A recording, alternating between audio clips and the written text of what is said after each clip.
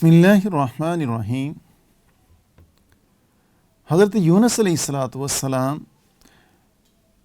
جب مچھلی کے پیٹ کے اندر چلے گئے تو انہوں نے وہاں پروردگار عالم کے سامنے دعا کی ہے۔ آج ہم رسولوں کی دعاؤں کے موضوع پر اس دعا کے متعلق چند لمحات غور کرتے ہیں۔ جب وہ مچھلی کے پیٹ میں چلیں گے اور اندھیروں کے اندر اندھیرا ہے تو فنادہ فی الظلمات، رات کا اندھیرا، مچھلی کا پیٹ سمندر کے گہرائیوں میں، تو پروردگار عالم کو پکارا ہے، اور پکارنے میں سب سے پہلے جس حقیقت کا اعتراف کیا ہے وہ یہ کہ ہمارے پروردگار کل کائنات کے الہ صرف آپ ہیں، یہاں جو کچھ میرے ساتھ ہو رہا ہے آپ جانتے ہیں۔ سبحانک انی کنت من الظالمین فاستجبنا لہو۔ اگر غور کیا جائے وہاں ہمیں کوئی دعا کے الفاظ نظر نہیں آ رہے کہ یا اللہ مجھے یہاں سے نکالیے، یا اللہ میں پھنس گیا ہوں، لیکن قرآن پاک نے اس پر تبصرہ کیا ہے کہ اس نے دعا مانگی، فاستجبنا لہو، ہم نے اس کی دعا کو قبول کیا، وَنَجَّيْنَاهُ مِنَ الْغَمِّ، اور اس کو ہم نے اس غم سے نکال دیا۔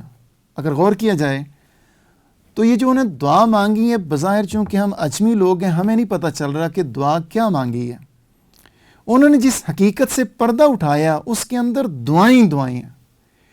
انہوں نے جن کلمات کا اظہار کیا اور سب سے بڑی حقیقت کا یوں اظہار کیا ہے کہ یا اللہ اس اندھیروں میں بیٹھا ہوں، لا الہ الا انت، کوئی بندہ نہیں دیکھ رہا مجھے، آپ چونکہ الہ ہیں، آپ دیکھ رہے ہیں کہ یہاں آپ کا ایک بندہ مچھلی کے پیٹ کے اندر پریشانی میں، دکھ میں پھنسا ہوا ہے۔ لا الہ الا انت، یہ کلمے کے اندر ہی دعائیں ہیں کہ یا اللہ اب اس میں مصیبت میں پھنس گیا ہوں، اس مصیبت سے کوئی نکالنے والا کوئی نہیں ہے، نجات دینے والا کوئی نہیں ہے، صرف آپ ہیں۔ اس لیے نتیجہ یہ نکلا لا الہ الا انت سبحانک، یا اللہ الہ صرف آپ ہی ہیں۔ اب میں آپ کو پکار رہا ہوں، میری پکاروں کو کوئی بندہ نہیں سن رہا، نہ کوئی انسان نہ کوئی جانور، لیکن اس اندھیروں میں، اس سمندر کی گہرائیوں میں بھی جو بھی میں آپ کے سامنے دعا کر رہا ہوں، آپ میری پکار کو سن رہے ہیں، میرے حالات سے باخبر ہیں۔ حاصل کیا ہوا؟ یونس علیہ الصلاۃ والسلام نے اس تسبیح کے ذریعے، ان کلمات کے ذریعے ہمارے اس لیے بہت بڑی شاہراہ کھول دی ہے کہ انسانوں جب بھی کوئی مصیبت آئے، کوئی تکلیف آئے، پریشانی آئے، رب کو پکارو۔ اور ہمارے پروردگار نے بھی قرآن پاک میں انبیاء اور رسولوں کی دعائیں نقل کی ہیں، یہ انسانیت کی رہنمائی کے لیے ہیں کہ لوگوں دیکھو یہ میرے رسول ہیں، پسندیدہ بندے ہیں۔ جب بھی ان پر زندگی میں کبھی آڑا وقت آتا ہے، مشکل اور بھاری وقت آتا ہے، یہ مجھے پکارتے ہیں، اس لیے انسانوں تم بھی مجھے پکارا کرو۔